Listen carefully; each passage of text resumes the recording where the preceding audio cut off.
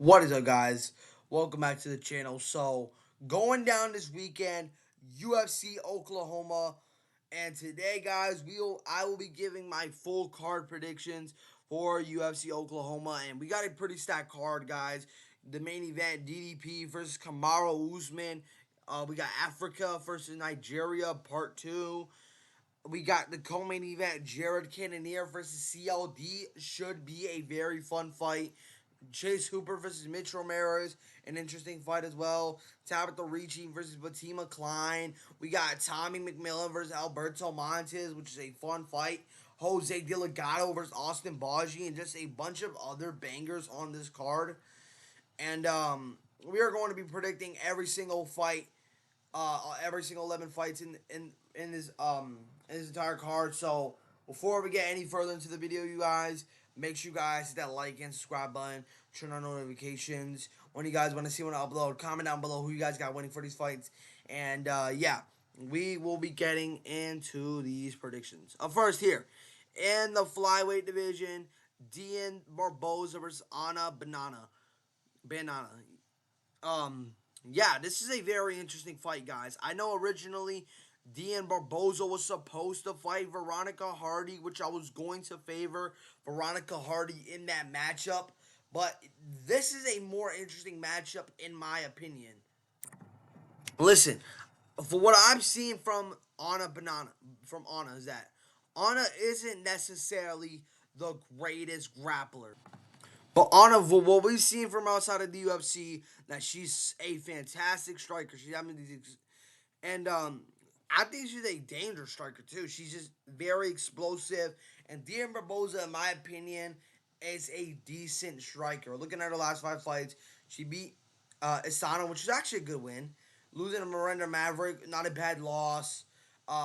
Beating Diana Belbito, which is an okay win. Losing to Kyron Silva, and I've said this millions of times, guys. I thought she beat Kyron Silva in this fight. I thought she was just I thought the grappling was a little bit too much for Kyron Silva in that fight. And then, came out there win over Melisano, but listen, that wasn't that impressive at all. She it did an illegal kick, and the fight, I think she did a soccer kick, which you guys don't know, a soccer kick basically like where somebody's on the ground and then you throw a kick while they're on the ground. You can't do that in the UFC if you guys haven't known by now. Certain companies like Ryzen, I think they allow that type of stuff. But yeah, so she did an illegal kick and she didn't get disqualified. Not saying she lucked out, because before that she was winning the fight, but I definitely think that she should have gotten disqualified for that illegal kick, especially that Melisano was looking like she couldn't even continue, and that's how she won the majority of the fight. Because Melisano was not on point, and after that she took a lot of damage from that one kick. So yeah, I definitely see this being a very interesting fight. But who am I gonna side with here? What we've seen is that Anna isn't the greatest grappler, and she gets she had a submission win before over Ladina Warden in Fury FC, but even then, Ladina Warren isn't the greatest grappler either. I think I'm going with Dione Barbosa here. I think Dione Barbosa gets a second round submission here. I think I think in that first round, for sure, Anna is definitely going to be putting the pressure on Dione Barbosa early. I think the first round is where Anna definitely had success. I think Dione Barbosa comes into the second round a little more smarter. I think she starts to land the takedowns. I think she will definitely eventually submit Anna in this fight. Give me Dione Barbosa to win this fight by submission. Next up, in the heavyweight division, Alvin Hines versus RJ Harris. Now, I believe that Hines just did get suspended for taking steroids, if I'm not mistaken. But I think RJ definitely has a chance in this fight. RJ, outside of the UFC, what we've seen, has a good submission threat, is pulling off these crazy submissions that I've never even heard of before. But Alvin Hines, before that, outside of the UFC and the LFA, looking like a very dangerous fighter in the UFC. Then gets it to the UFC, beating Jonathan Deans in that fight, where he did lose that fight pretty badly. And kind of concerning, but I think he was supposed to fight again. I think he got suspended for steroids, and now he's back fighting RJ Harris. Originally, he was supposed to fight Allen Fry Jr., which I was going to favor Hines in that fight. But RJ, man, I feel like for what we've seen from him is that he's a good submission artist. I feel like he's going to have to survive the first round with Hines. But I really don't think that RJ is going to be able to do that. I think Hines knocks his man out in the first round or two. Hopefully, RJ wins because, yeah, the fact is that you're using steroids to try and cheat your way out. I don't like the fact is that people do that nowadays, and it's been going on for a long time now. I'm going with Hines, but I want RJ to win this fight so bad. If he survives the first round, he's cooking Hines no matter what. But I just don't see that happening. Give me Alvin Hines to win this one by knockout. Next up in the flyweight division. Next up here is Alden Coria versus Stewart Nicoll. Now listen, I'm gonna start off by saying this. I think Alden Coria should be getting a better opponent. Because for what we've seen from Stewart Nicoll outside of the UFC, he beat Daniel Schmudley and then got that fight with Isley Kilnito, then got a call from the UFC and fought Jesus Alligar, which isn't okay. The loss, to be very real, but it's not the greatest win and the greatest loss. Lucas Racha, which these are solid losses, I could say. But then, this loss over here to Alexandro Costa, I can't be really mad about that loss because look what Alexandro Costa just did to Cody Durden. He just submitted him. And he gave Cody Durden a pretty tough, Alexandro Costa a pretty tough time. And then we got Eldon Corona outside of the UFC. He beat Chris Ocon, had that no contest, whatever, to Paris. Moran beat German German Pones. Got that UFC call, I think on short notice, knocking out Alexandro Costa. And I think that's a very good win. Then beating the crap out of Luis Garule for 3 rounds straight, and which was a good win too. I know Luis Garule just lost to Ray Saruya, but before that beat Daniel Barzi to that fight on short notice. So these are his 2 wins that he had. I think that Costa win was definitely huge. But for what I've seen from Coria, is that Coria is a very good, well-rounded boxer. As you guys can tell, he trains at 4 ounce glove with Joshua Van, who's the current world champion there. And I feel like he's another version of Joshua Van because they both fight in the same weight class. But Eldon Coria, I feel like the problem I have for Eldon Coria coming into this fight is that Eldon Coria kind of does wait a little bit on the punches. He's a little bit hesitant. Like I feel like he could have easily finished Luis Garule if he actually wasn't hesitant. Listen, I know you're in a division, the 125, where easily somebody, they're very fast on the feet. All of them, like I can't even name one that isn't really fast on the feet. Um, so I get it, but like when you rock somebody and you realize they haven't faked it, go for the kill. Like even like in that fight with Costa, he did pretty good, and he found the upper. I feel like he kind of when he I feel like the reason when he starts knocking you out is when he gets you to the ground. If you're kind of rocked on wobbly legs, he's not gonna go for the kill. I feel like he's just like has an ego where it's like, oh, they could possibly be tricking me. Which, as a good thing to have, but like eventually you should just go for the kill and knock them out if they're rocked. That's what I have in this fight. And I feel like Stewart Nicoll could definitely give him some trouble. We saw in that fight with Costa where in that first round he was giving him trouble with those body kicks, setting them up pretty well. He was surviving pretty well, and then eventually he just got knocked out. But I'm going Alexandro Costa. I'm gonna go 3rd round knockout here. I think it's gonna be a while for um, Alden to actually just go Coria just for him to go for the kill. I think eventually if he hits that 3rd round, and he sees that Stewart Nicoll is very hurt, I think that's when he's eventually going to go for the kill in this fight. I think Stewart Nicoll could definitely give him trouble in this fight with those with those kicks and closing the distance because Coria does seem to have a struggle when fighters do close the distance. But I think stylistically, Stewart Nicoll is just gonna have a bad night. I think the boxing is gonna be too much. Too much. Give me Eldon Coria to win this one by knockout. Next up in the light heavyweight division is Felipe Franco versus Levi Rodrigues Jr. Now, Felipe Franco, man, I don't know what to describe him, man. I don't know. And and he did make his debut at heavyweight. Felipe Franco, man, he fought Mario Pinto in his debut, where I figured he was going to lose, but that was a boring fight, man. And I don't know if it was also Mario Pinto's fault, but Felipe Franco wasn't trying to make it a fight. He was just trying to grab him and he was basically letting Mario Pinto hug him the entire time. And Levi Rodrigues, man, I know he had that no contest against Freddie Vertel, which I think Freddie Vertel won. I think he had something where it was a no contest. Levi Rodrigues ended up getting the contract. Outside the UFC, had that LFA match over Alden Ribeiro, over Alvin Ribeiro, and then the rest of that mainly in the LFA. And I do and listen, when fighters come from the LFA, I'm actually pretty hyped. I know the competition isn't the greatest there, but I feel like they're definitely going to be pretty good for the UFC, and some of them have been. There's been a lot of ups and downs where there's been some good fighters who come from the LFA to the UFC who've been pretty good. Then there's others.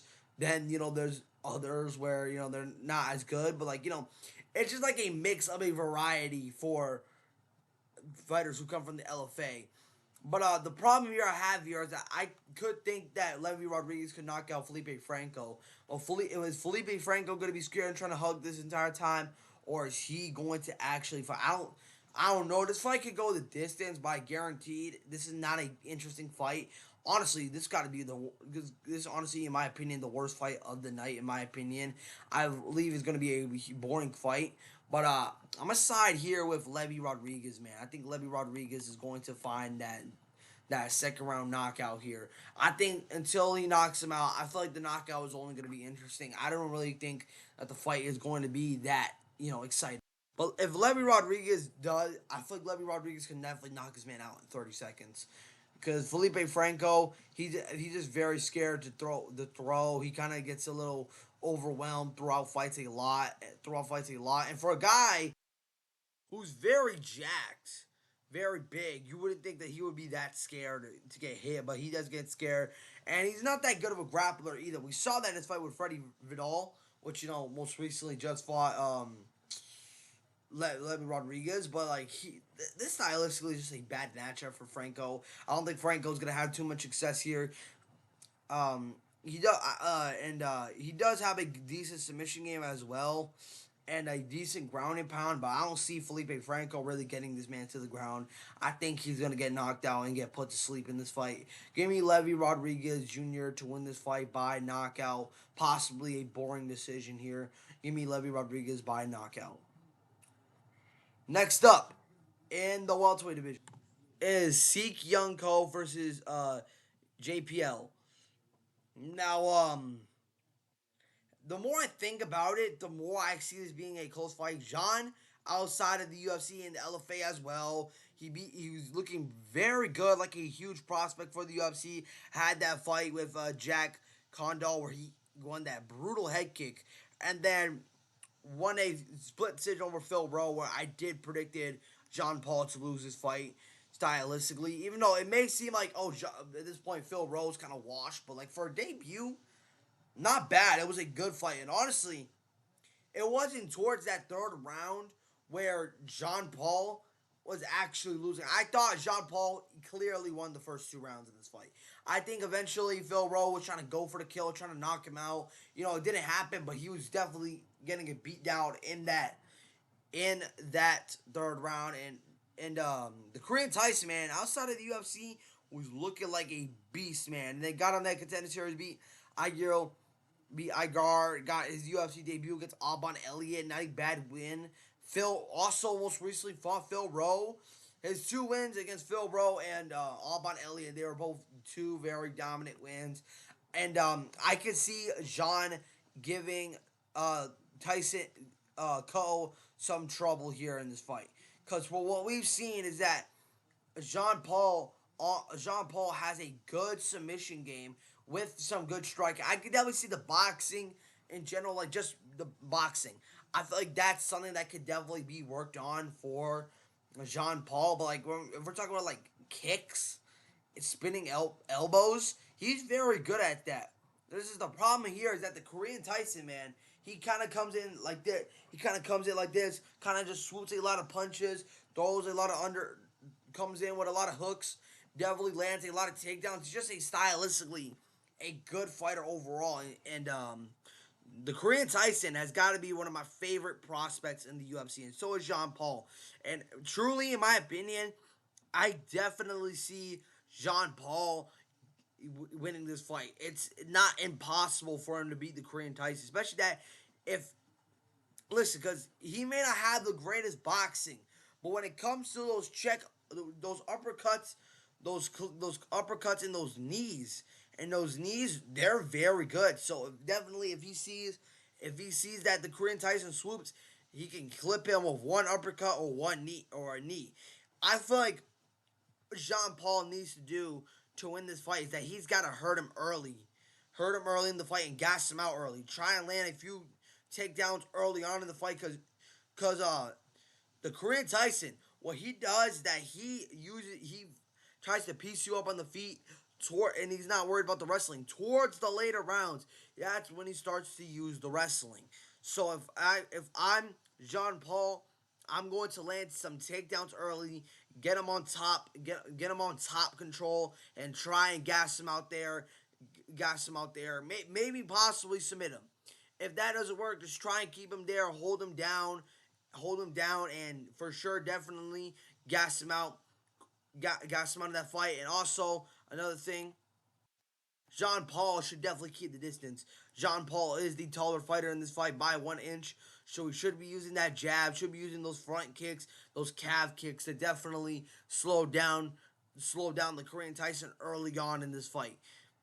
And for the Korean Tyson, I feel like the Korean Tyson is definitely gonna have to close the distance early and try landing a bunch of big shots on Jean Paul. Like remember, if we look back at his debut win over Phil Rowe in that third round, Phil Rowe was landing some very big, heavy shots in that fight that was definitely affecting Jean Paul a lot. And I don't know if I can't listen. I don't know if it was because Jean Paul was just tired or that Phil Rowe just had a good game plan coming into that third round. I can't say what it was, but I definitely see the Korean Tyson definitely clipping Jean Paul a lot in this fight. But now, who am I gonna pick to win this fight?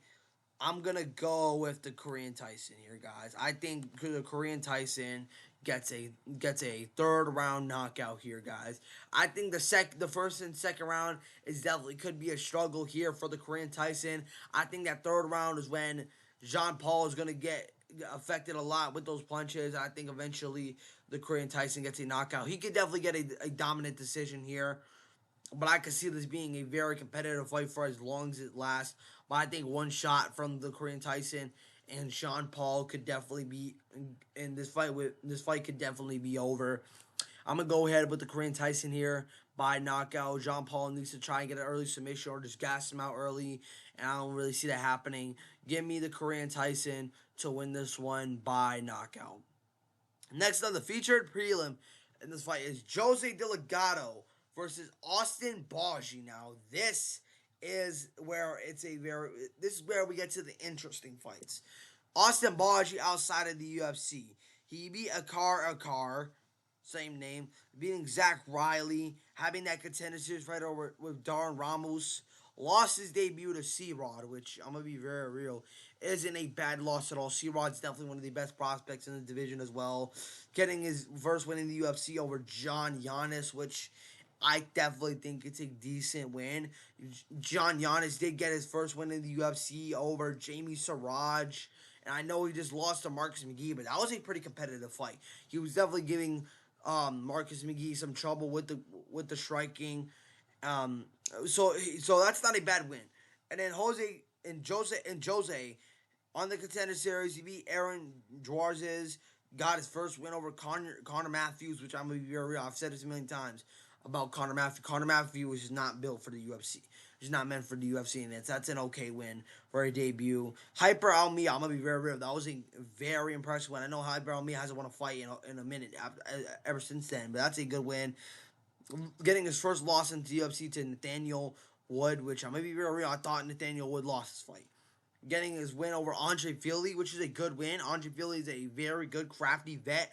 I know he just lost to Vinicius Oliveira, but I did predict Delgado to win that fight. But that was a good win. That was a good win, and a pretty good fight where it could have got where it could have gone in Philly's way. So the thing is, I have here for a problem for Austin Baji is that Austin Baji, he's a good striker, but he has sometimes these predictable shot, and mainly that predictable those predictable hooks. And for I definitely see Jose definitely he could definitely swoop in and follow up. Austin Baji on the ground.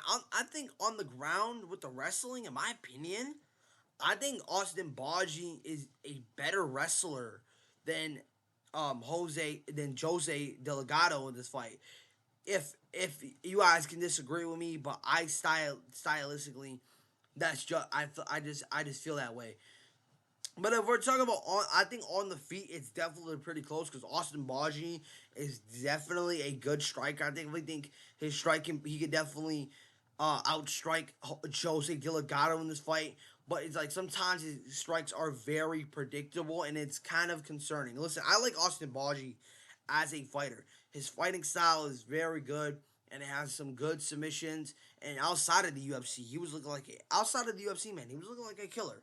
He was looking like and I think he could definitely be a big problem for Jose Delgado. And listen, I think this is a title eliminator, not a title eliminator, a top 15 title eliminator. Whoever wins this fight could definitely get themselves in the top 15, or they could definitely get a fight in the top 15.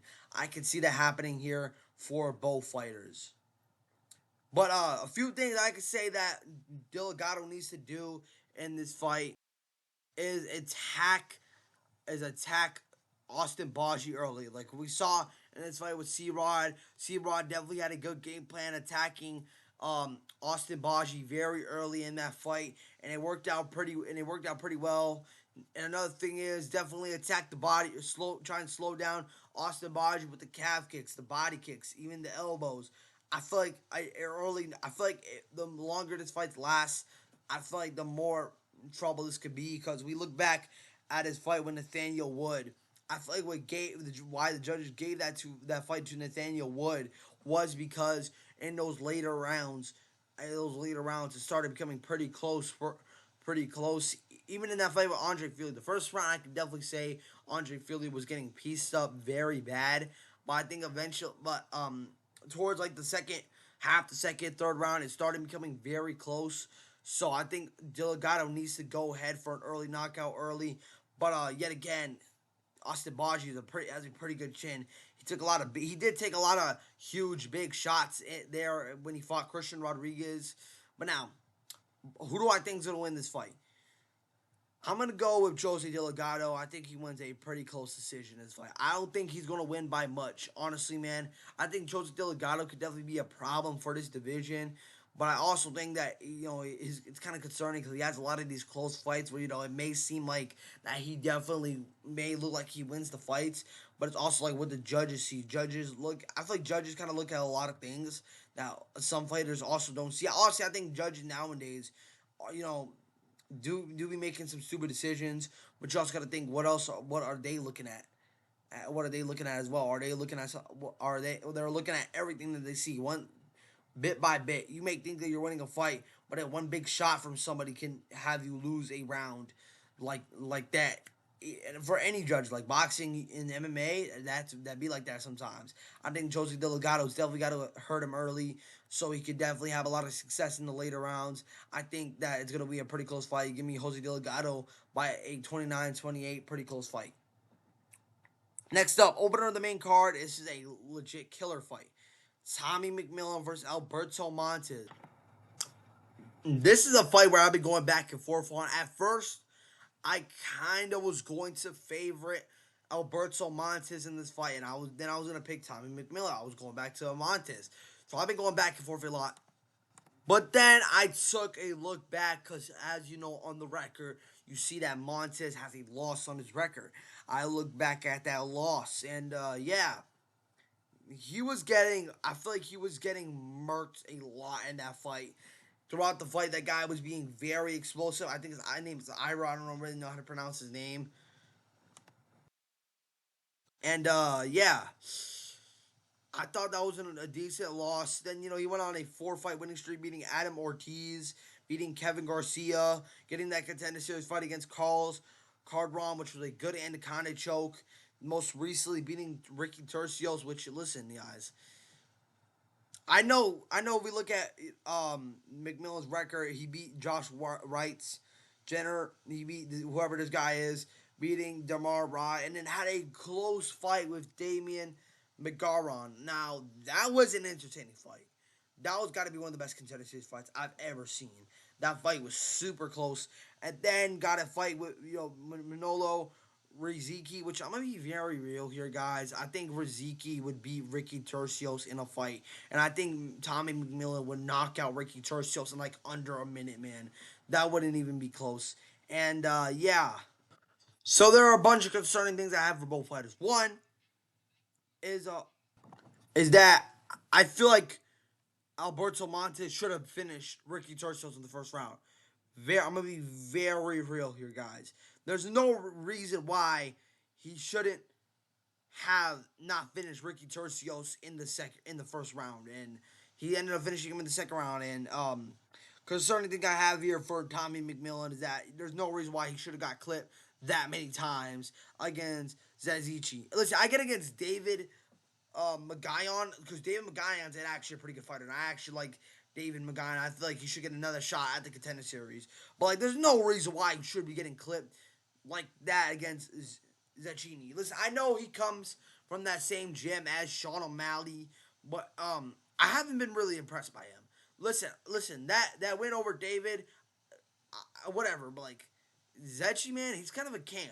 But even though I know, like I said, Zetchi would beat Ricky Tercios. I think Zetchi would definitely beat Ricky Tercios 100%. But like, you're a high prospect and you're getting clipped like that.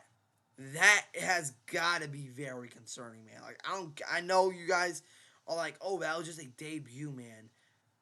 A debut, man. But like, there's no reason. Well, we've seen a lot of people who have a bunch of debuts and their debuts don't end up like that. Listen. Tommy McMillen. One thing I feel like Tommy McMillen does do is that he kind of has this thing where, oh, I need to have the most entertaining fights. I get it, but like, if you're getting clipped by a can, that kind of concerns me a lot, man. And I know Tommy McMillen, in my opinion, is a good grappler. In my opinion, is a better grappler than Sean O'Malley. Hate to break it to you guys, but Sean O'Malley's grappling absolutely sucks. So yeah, but Alberto Montes, I think he could definitely have a better chance of winning this fight on the ground. But yeah, I've been going back and forth, and a few things I could definitely say that these fighters need to do. That Tommy McMillen needs to use that jab and use that double jab and straight, land the calf kicks early in this fight. Because Montes is going to try and close distance. I guarantee Montes is going to want to strike with Tommy McMillen the entire time. So Tommy McMillen needs to keep the long rate, keep this fight very rangy in this fight. Move around. Don't let him take you down. Hit the body early. Montes needs to land to shoot. I feel like Montes. I feel like he's a good boxer. Montes, my opinion, is a fantastic boxer. He was definitely landing a few good combinations on Ricky Tercios in that fight. I'll give him that. But I feel like he has the better chance of winning this fight if it hits the mat. On the field, I think Tommy McMillen is definitely going to be landing a bunch of combinations in this fight. But I feel like it's going to be it could definitely be a head to head fight. And if it does go head to head, just a bunch of punches being thrown, I would favor Tommy McMillen, and I'm going to go with Tommy McMillen here. I think Tommy McMillen's going to win a possibly split decision in this fight. But I'm gonna be predicting this is gonna be fight of the night, guys, and I'm pretty sure a lot of you guys would definitely agree with me that this is going to be fight of the night. I think Tommy McMillan's gonna land a lot of body shots, land a lot of headshots. I think it's gonna be a huge brawl in this fight. But I'm gonna go with Tommy McMillan. I think when it comes to like entertainment, just like brawl to brawl, I think he definitely would have the success of this fight.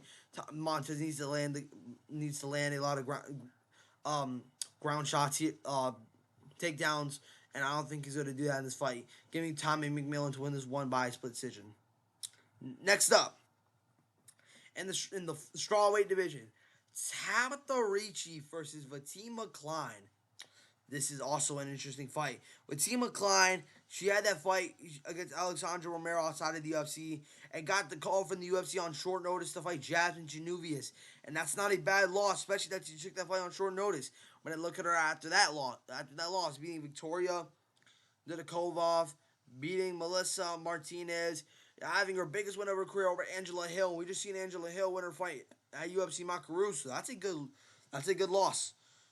No, good win.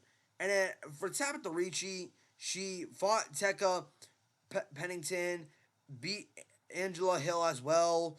Then got that fight with Jinan Yang, where she got brutally destroyed. Got that fight with Amanda Ribas, where she won that fight. And that was a pretty impressive win. But then, she fought Verna Jandiroba, where she got her butt, where she just got freaking ragdolled for 3 rounds straight. And, it was kind of what I figured. I think a lot of people were definitely going with Tabatha Ricci for that fight against Verna Jandiroba. I easily knew that Tabatha Ricci was going to win that fight against Verna Jandiroba. But I think stylistically, because I remember Fatima Kline was originally supposed to fight, Amanda Ribas. And I think I was going to absolutely pick Fatima Kline. But now Tabatha Ricci's taking this fight on short notice. I think stylistically she can definitely give Fatima Kline a tougher fight than what Amanda Ribas was going to. I thought Amanda Ribas was going to get slimed out in the first round. But the problem is that I have with Tabatha Ricci is that Tabatha Ricci, majority of her losses are to strikers. She lost to Jan. She lost to Lumpi Godinez. She lost her debut to Manon Floride. All those fighters are strikers. She legit just lost she just lost her first fight to a grappler. She lost the first, and her only loss is for the first time somebody who's not a grappler, somebody who's not a striker, which is Verna Jandiroba. And I think Fatima Kline is a very good, well-rounded striker. She absolutely dominated Angela Hill in that fight. She destroyed Melissa Martinez. Before that, beating Victoria Nicoll. And there were a few times where she did land a few good combinations on Jasmine Genuvius in that fight. So that's just a problem I've been having with Tabatha Ricci for a long time. Is that she just tends to struggle when you put a very good striker against Tabatha Ricci. She tends to struggle a lot. It's happened a bunch of times before. Um, One thing I could definitely say that Tabatha Ricci has been getting better with is her boxing. Because I know she's been dating Callum Wall, one of the best prospects in boxing right now, Callum Walsh. So her striking has definitely been improved. But like when she gets put with somebody who's just a better striker than her, definitely tends to struggle a lot. And I think Fatima Kline definitely is a bit of a better striker than Tabatha Ricci. No disrespect, Tabatha Ricci is definitely a good striker, and it's tough to pick Tabatha Ricci in this fight because Tabatha Ricci, I feel like you could definitely say the ground, but like Fatima Kline's a good grappler too, man, and it's tough. It's tough not to go with Fatima Kline in this fight, but I'm gonna be going ahead with Fatima Kline. Listen, man. I hate to say it to you guys, but I think she's knocking out Tabatha Ricci in the first round. That's just what I'm saying. I think Tabatha Ricci is going to struggle a lot in this fight. Listen, even if Tabatha Ricci loses this fight, let's say she loses a decision, that will be props to her for even surviving the first round because I do not think that she's going to survive the first round with Fatima Kline. I think Fatima Kline's one of the most scariest fighters in the strawweight division, and it's what we need because the strawweight division as of right now has been dying. It really has been. And Fatima Kline, I think she's definitely the future of the strawweight division. I think she gets a first round knockout over Tabatha Ricci, possibly a second. But I think stylistically, this is going to be a dangerous matchup here for Tabatha Ricci. She could definitely get a corner stoppage too. I think that could also happen in this fight. But I'm going with Fatima Kline to win this one by knockout in the first round. Next up, the feature bout before the co-main event, Chase the Dream Hooper versus Mitch Ramirez. Now, I've been going back and forth on this one, guys. Because if we look back, Mitch Ramirez's last 5 fights, he beat Jerome Holloway, aka beat Max Holloway. Fought in the contender series against Carlos Pratt, where he got slimed out, which I'm gonna be very real, not a bad loss whatsoever. Carlos Pratt is one of the best fighters in the welterweight division. Beating around Tarvis and the LFA, getting the UFC, losing to Thiago Moises. Now this is where I could definitely say is a iffy loss because Thiago Moises did not look that good against last fight against George Young. But the most recently losing to Mike Davis, which I'm gonna be very real, isn't a bad loss. Mike Davis is a very explosive striker, and I think that honestly, I kind of figured that was gonna happen. And now against Chase Hooper, Chase Hooper's last 5 fights, beating Borgashev, which whatever the heck his name is, uh, beating Clay Guida, which honestly Clay Guida was in his prime. But that's a good win. Beating Jim Miller, which a good win. Then lost to Alexandre Hernandez, which I feel like that win has definitely aged terribly, knowing how bad Alexandre Hernandez just got beaten on by Rafa Garcia. Most recently losing Lance Gibson Jr. I predicted Lance Gibson Jr. to win this fight, guys. If you guys do not remember, you guys can go back to that video. I have it posted, and yeah, I predicted Chase Hooper to lose to Lance Gibson Jr. Yeah, so he got knocked out absolutely brutally coming into that fight. But this is a tough fight to predict because Mitch Ramirez has knockout power in his hands, and against a guy like Chase Hooper, who's very chinny, man. Even though he's definitely lost to some hard hitters, don't get me twisted. Only 3 people he's got knocked out by was Steve in the UFC were Steve Garcia, Alexandre Hernandez, and most recently Lance Gibson Jr. But Mitch Ramirez, man, he has a power in his hands. This man got power in his hands. He's got very fantastic leg kicks. We saw that against Max Holloway, where he landed a lot of good leg kicks in that fight. And it was stylistically, man, this could definitely be a bad matchup for Chase Hooper. Chase Hooper definitely does get clipped a lot, and Mitch Ramirez definitely has a lot of power in his hands. Listen, this is a few years back. I would have for sure favored Chase Hooper. But listen, I feel like it's kind of hard to pick. As of right now, it's very hard to pick Chase Hooper. And if Chase Hooper does lose his fight against Mitch Ramirez, I think we're better off just giving him old fighter. You're better off just giving him old fighters who aren't really the greatest strikers as of now. I feel like definitely Mitch Ramirez needs better wrestling in this fight. I feel like if it hits the mat, Chase Hooper definitely has a lot of success all night. But if it just stays on the feet, I definitely would favor Mitch Ramirez. So it's kind of tough who I'm picking, guys. Mitch Ramirez has a lot of power in his hands, good hooks, good boxing, sharp boxing. Chase Hooper, a kind of a long, awkward fighter, weird striking, solid grappling. He definitely could if he really wants to, he can definitely take down Mitch Ramirez and just keep him on full mount for 15 minutes. Listen, man, he out grappled Jim Miller, and that makes it like, oh, it was a past prime Jim Miller. Jim Miller just submitted Jared Gordon in the first Jared Gordon, and not a lot of people even thought that. So for Chase Hooper to destroy him and just keep him on full mount for 15 minutes, and Jim Miller, who's a fantastic wrestler, that's a very impressive win. I think he could definitely for sure do that in this fight with Mitch Ramirez. But like I said, the problem is that he's very chinny. When he faces hard hitters, he gets clipped pretty easily, man. So I feel like it's just maybe the striking of Chase Hooper and the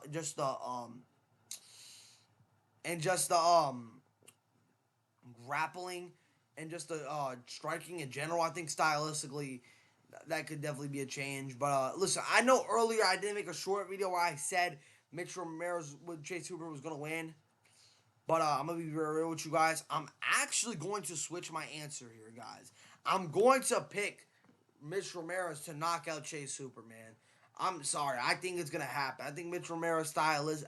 I know I just said Chase Hooper was gonna win on my short video, but yeah, I think it's gonna be a different story now. I think Mitch Ramirez. Well, not. I watched a little bit more of the tape before I made the video, and yeah, I just think stylistically, and just seeing a whole bunch of things about Chase Hooper being very chinny. I think stylistically, Mitch Ramirez is gonna knock him out brutally. I think if it hits the mat, Chase Hooper is definitely gonna have loads of success. But I think eventually Mitch Ramirez is gonna get the knockout here. Give me Mitch Ramirez to win this one by knockout. Next up, feature bout of the night: Jared Cannonier versus Christian Leroy Duncan. Now, this is an interesting fight.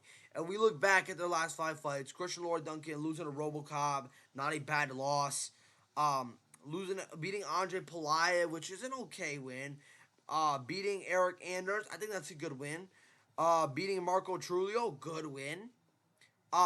Beating Roman Dolidze. His last 3 fights were all very good wins. Eric Anders, I know he's retired now, but he just beat Brad Charbas. If we look at Jared Cannonier's last few fights, he beat Marvin Vittori. He lost to Narcine Imavov, not a bad loss. Losing to Kyle Ohio in a very fun fight. Beating RoboCop, and most recently getting destroyed and getting dominated by MVP. Now listen, man. I'm a huge fan of Jared Cannonier, but at this point of his career, he's 42 years old, and he did not look in his last his last 2 fights against RoboCop and MVP. MVP just got dominated, and against RoboCop for 3 rounds straight, he was getting his butt whooped, like he was getting murked. But then all of a sudden, RoboCop gets tired because he's not used to 5 round fights and gets knocked out. I'm not saying that it was lucky because that's what you train for, but just saying like his last 2 fights haven't been really the most impressive. Haven't really been the most impressive. But for what I've seen is that if we look back at his fight with Marco Trulio, there were a few times where before he knocked him out brutally, he was getting clipped very bad. But yet again, Marco Trulio just kind of with his chin up, moves forward, just kind of throws a whole bunch of sloppy combinations that just hits very clean. And again, and this is the thing, even against Roman Dolidze, of what I've learned from that fight, it was a pretty good fight. Don't get me twisted. But he did get clipped with some comment. He did get not clipped, but he did get stunned by a few combinations from Roman Dolidze. And if we're being very real here, guys, Roman Dolidze isn't the greatest striker. But yet again, we are talking about an older version of Jared Cannonier.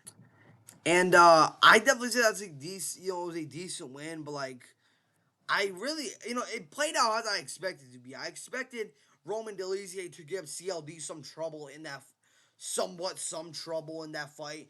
CLD definitely had some trouble with the grappling, which I'm not mad at that because Roman Dolidze's main thing he's really good at is his grappling.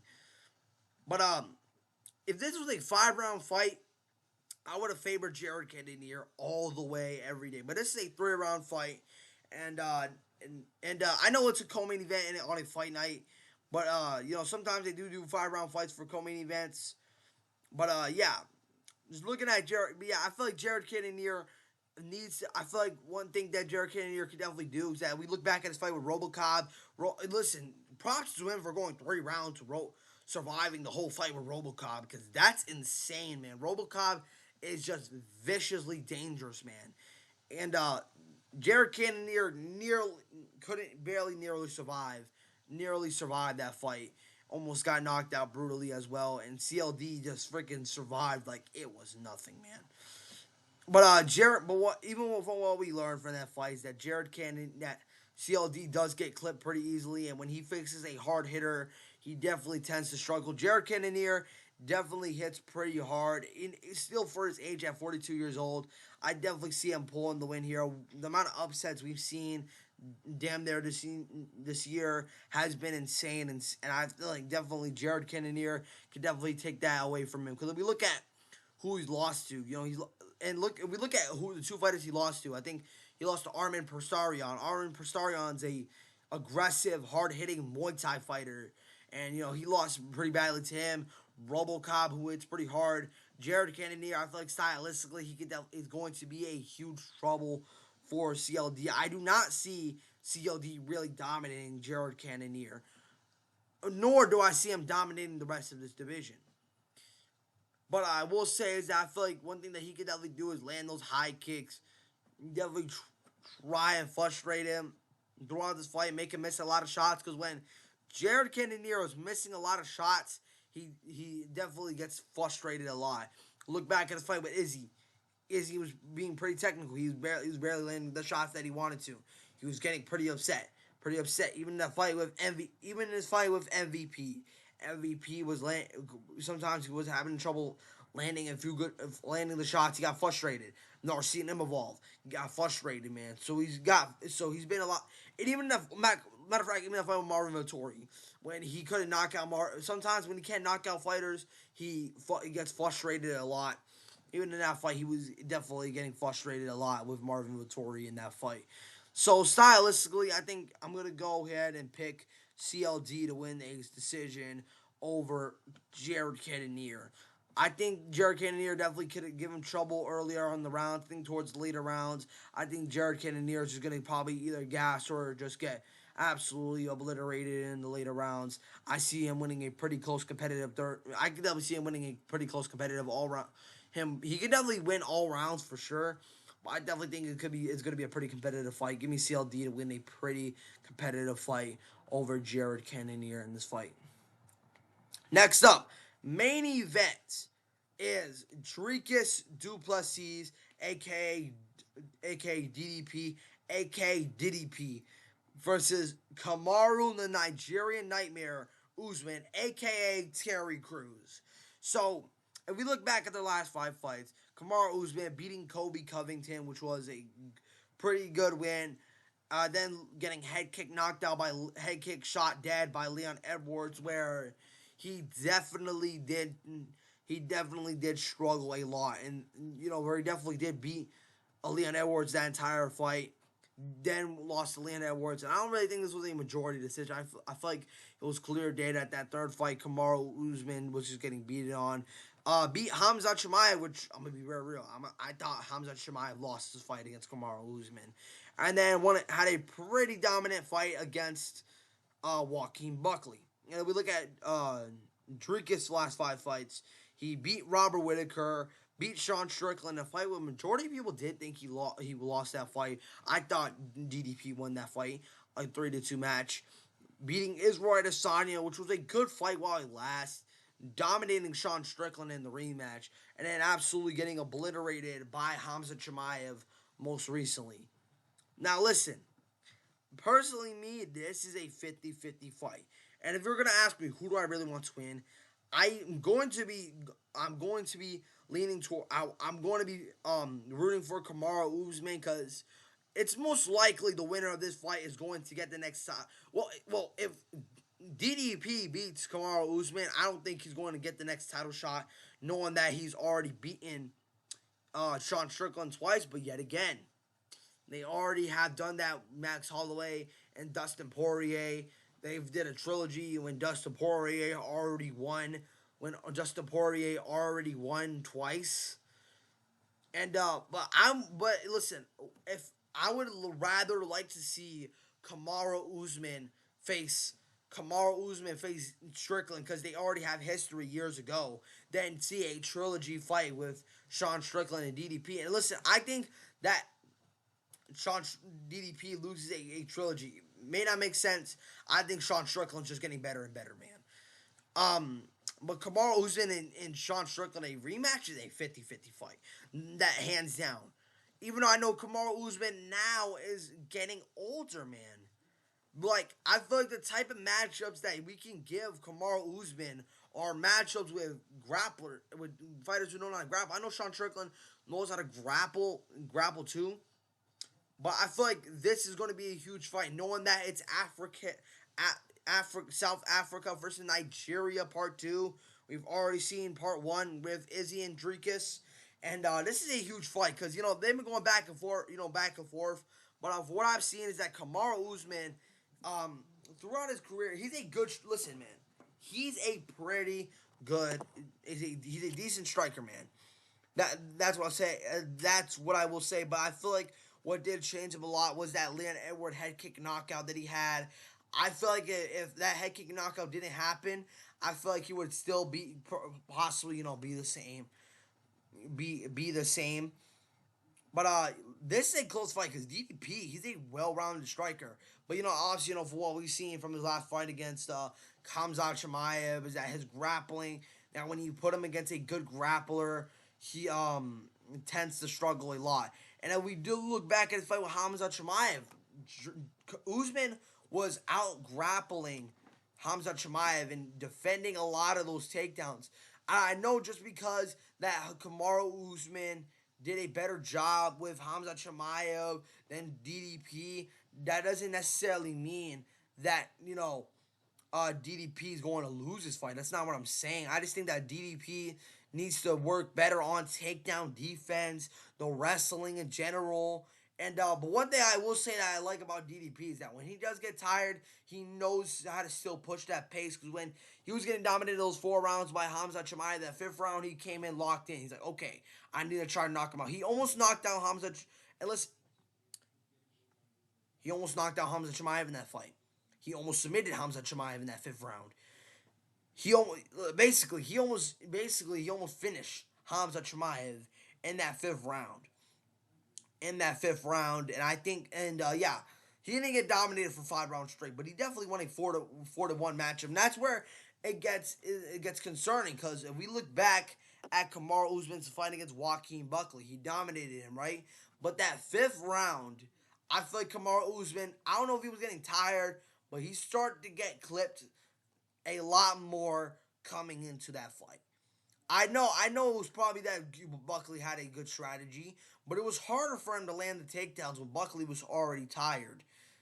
And I definitely see that being a struggle here, knowing that what DDP did a Khamzat Chimaev and that Khamzat Chimaev in that 5th round where he almost knocked him out, and knowing that Usman's chin isn't Usman's chin isn't really there no more. Even though I know Dricus doesn't have the a lot of power, but like we look back at his fight with Robert Whitaker, he knocked him out with one jab, one power jab, boom, it was over. Boom, fight was over. And that's where it definitely could be a struggle for Kamaru Usman. So what Kamaru Usman really needs to do is I think Kamaru Usman needs to move his head, sway a lot of those punches, and to land a bunch of takedowns. If you and use a lot of feints, move his head, land the takedowns. All 3 of those things are definitely going to get DDP frustrated in this fight. But also, what I'm concerned, not just, but only this is only for Kamaru Usman, is that this fight was announced June 20th. That was like 4 weeks ago. And that whole entire time, DDP was training for the fight, but I don't know if Kamaru Usman was training to fight for that fight until the fight got announced. That's all I'm saying. I don't know. But we did hear that DDP was training, so I don't know if Kamaru Usman really had a huge big training camp. But if he was training before the fight, good for him. But no, I'm pretty sure he was actually training because he did help Justin Gaethje for his fight. So maybe he did, maybe he did it. I really don't know, but that's just a concerning thing I have here. A concerning thing I have for DDP is the wrestling. I know you guys may say, like, oh, but he's not as good as a wrestler as Khamzat Chimaev. If he's not that good of a wrestler than Khamzat Chimaev, how come he was out grappling Khamzat Chimaev? Answer that question. If you guys are saying that, answer that question for me real quick. Answer that question for me. Just answer that question. Think about that question. Yeah.